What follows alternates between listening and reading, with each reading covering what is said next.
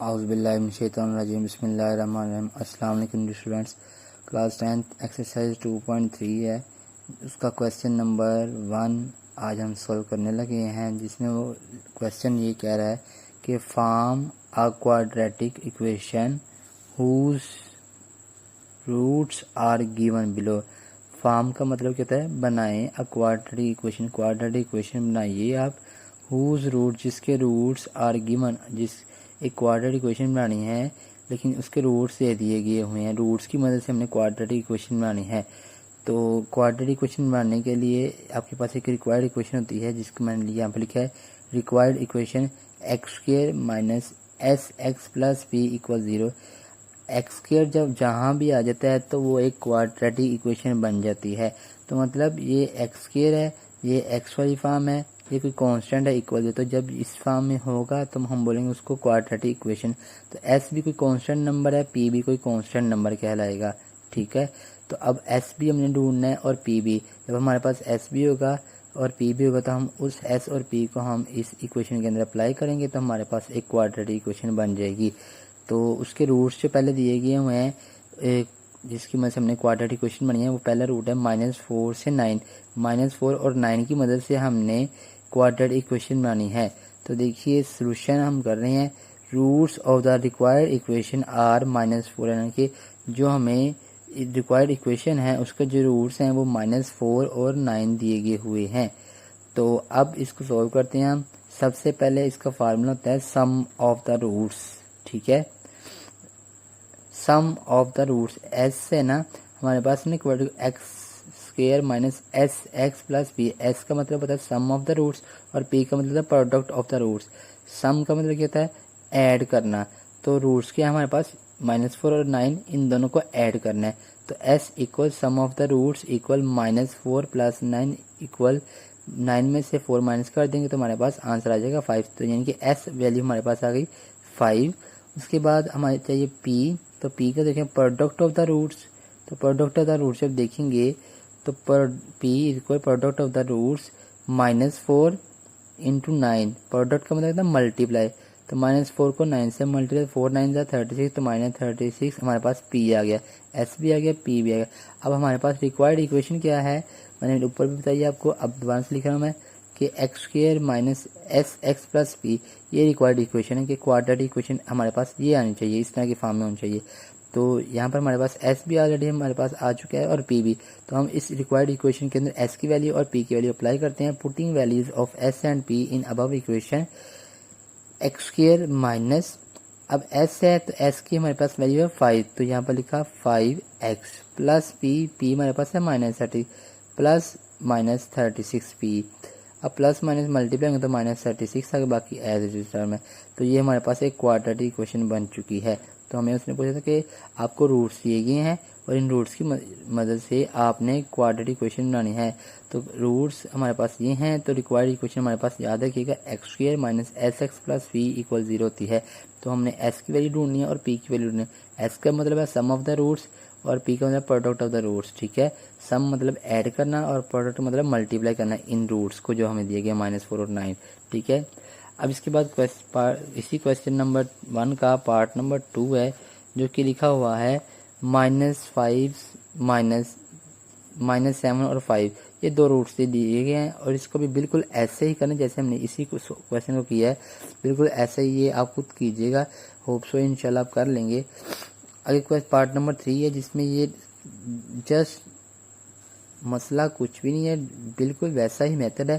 सिर्फ यहाँ पर जो आ गया है वो आपको नज़र आ रहा है कि फ्रैक्शन फॉर्म है। फ्रैक्शन फॉर्म है तो फ्रैक्शन फॉर्म में हमने इसको ऐड और सब्ट्रैक्ट करना है, और सॉरी ऐड करना है, फिर मल्टीप्लाई करना है। सबसे पहले -7 और 5, -6 और 5 ये रूट्स हैं, इनकी मदद से हमने क्वाड्रेटिक इक्वेशन बनानी है।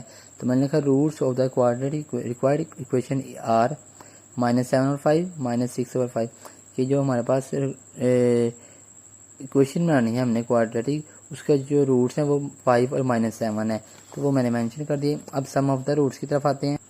अब देखें सम हम करें, सम ऑफ द रूट्स इक्वल, हमने रूट्स को ऐड करना है 7/5 और 6/5 को, -7/5 प्लस -6/5।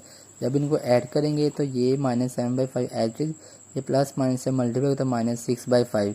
-6/5 अब दोनों का देखें फ्रैक्शन फॉर्म है तो दरमियान में प्लस या माइनस का साइन हो तो हम उसका एलसीएम ले सकते हैं। तो यहाँ पर हमने एलसीएम लिया। जब एलसीएम लेंगे तो अगर नीचे एलसीएम नंबर सेम है तो ऊपर भी एलसीएम वही का वही आ जाता है। तो फिर देखें अगर नीचे सेम था तो फिर वही आ गया और ऊपर वही सेम नंबर इकट्ठे हो गए हैं। तो -7 -6 -13/5। तो ये हमारे पास आ गया सम ऑफ द रूट्स, यानी कि एस हमारे पास आ गया, जो कि रिक्वायर्ड इक्वेशन थे हमारे पास x² - sx + v। तो अब प्रोडक्ट में चाहिए पी चाहिए, प्रोडक्ट ऑफ द रूट्स है कि ये जो रूट्स हैं इनको आपस में मल्टीप्लाई करना है। -7/5 मल्टीप्लाई -6/5, जब दोनों को मल्टीप्लाई करेंगे 7 6 से मल्टीप्लाई 5 से मल्टीप्लाई तो आ गया 42/25, माइनस माइनस से मल्टीप्लाई हो गया प्लस हो गया तो 42/25 आ गया हमारे पास प्रोडक्ट ऑफ द रूट्स। अब हम उस इक्वेशन को बनाते हैं जो कि हमारे पास इस जैसे हमने ये product of the roots find किए, फिर हमने रिक्वायर्ड इक्वेशन लिखी, उसमें वैल्यूज अप्लाई कर दी। तो यहाँ भी हम इसी तरह से करेंगे।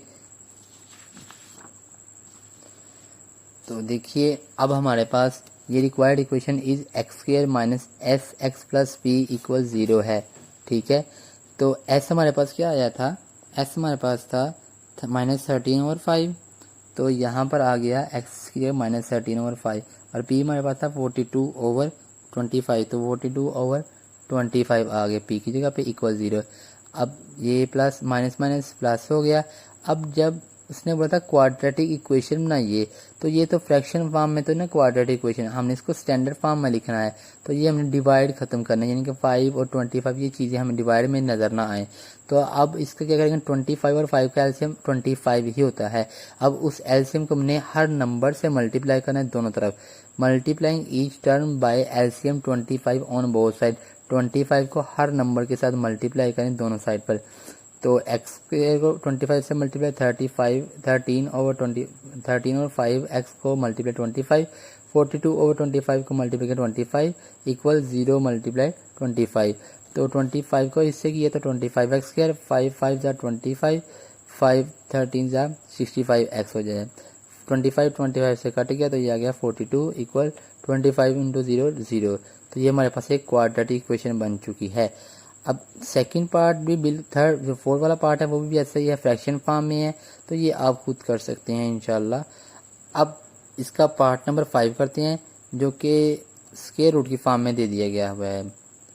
अब यहाँ पर लिखा 3 + √5 3 - √, ये दोनों नंबर्स क्या हैं, ये असल में क्वाड्रेटिक इक्वेशन के रूट्स दिए गए हुए हैं। तो roots of required equation is 3 + √5 and 3 - √5। अब हमारे पास सम में ना कि सम ऑफ द रूट्स, तो सम हमने दोनों को ऐड करना है। 3 + √5 प्लस 3 - √5, ब्रैकेट्स ओपन करेंगे, ये प्लस प्लस 3 प्लस माइनस -√5, ये प्लस का √5, ये माइनस का √5, दोनों कट गए तो 3 + 3 6 आ गया। अब प्रोडक्ट मतलब इन दोनों को मल्टीप्लाई करना है। तो 3 + √5 मल्टीप्लाई 3 - √5। तो आप देखें तो यहाँ पर एक फार्मूला बन रहा है a + b × a - b। तो a का स्क्वायर माइनस b का स्क्वायर, 3 का स्क्वायर 9, ये स्क्वायर रूट से कट गया तो यहाँ पर आ गया 5, 9 - 5 4 आ गया। तो s हमारे पास आ रहा है 6, p आ रहा है 4। तो रिक्वायर्ड इक्वेशन हमारे पास क्या है, x² - sx + p। तो s की जगह पे 6 आ जाएगा, p की जगह पे 4 आ जाएगा। तो put values of s and p above equation. तो x² - 6x + p, s की जगह पे 6 आ गया, p की जगह पे 4 आ गया। तो इसका पार्ट नंबर 6 है जो कि बिल्कुल फ्रैक्शन की फॉर्म में ही है, जिस तरह हमने पहला 5 वाला किया है वैसे ही 6 है। -2 + √3 -2 - √3, यानी कि a + b a - b, यहाँ भी ये था a + b a - b। तो हमने ये सवाल भी बिल्कुल इसी मेथड से करना है आपने, और ये आप खुद कर सकते हैं, डू योर सेल्फ, ठीक है। ओके, अस्सलाम वालेकुम, अल्लाह हाफिज़।